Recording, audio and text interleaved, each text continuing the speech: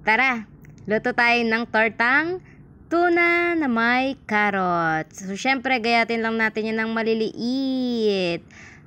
Sobrang maliliit lang para naman mas mabilis natin tong maluto. Ayan, okay na siya. Ganyan lang at meron pa ako dun konti. At pagkatapos ay gayatin na nga ang ating bawang at sibuyas. Marami nga ako maglagay ng sibuyas at bawang dahil mas masarap kapag maraming rekado. At ganyan nga, simple lang, pukpukin lang ng ganyan yung bawang. At pagkatapos ilagay na natin yung katas ng ating tuna. So, yan yung gagawin nating oil para mas malasa. And kapag okay na siya, ilagay na ang ating tinadtad din na sibuyas. At kapag katapos nga ilagay na rin ang ating tinadtad na bawang, imekos-mekos mo lang yan. At kapag ganyan na, ilagay na natin ang ating tinadtad na carrots.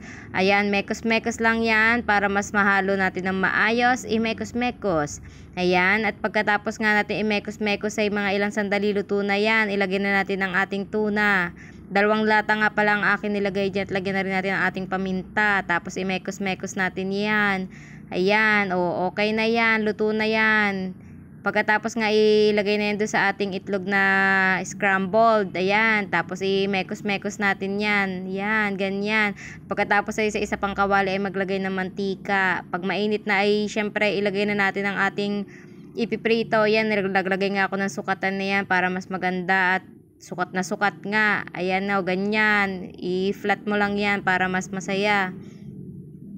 At kapag ka nga tapos nyan ay ibaligtad mo na at baka masunog. Pero bago mo ibaligtarin ay siguraduhin mo lang na naambunan mo na ng mantika yung ibabaw. Ayan, tapos ay baligtarin na. Pagkabaligtad mo nga ay konting sandali na lang ay luto na yan dahil luto na nga yung ating carrots dyan. Tapos ilagay na yan sa malinis na pinggan na mayroong tissue paper para naman masipsip nito yung mga excess oil. Diba? Di na sinalang ko na nga yung iba at hinango na nga. Ayan. Mga naka-6 na piraso yata ako dyan. 5. Ayan na, luto na. Hindi yan sunog ha. Perfect na perfect pagkakaluto niyan. Crunchy, masarap.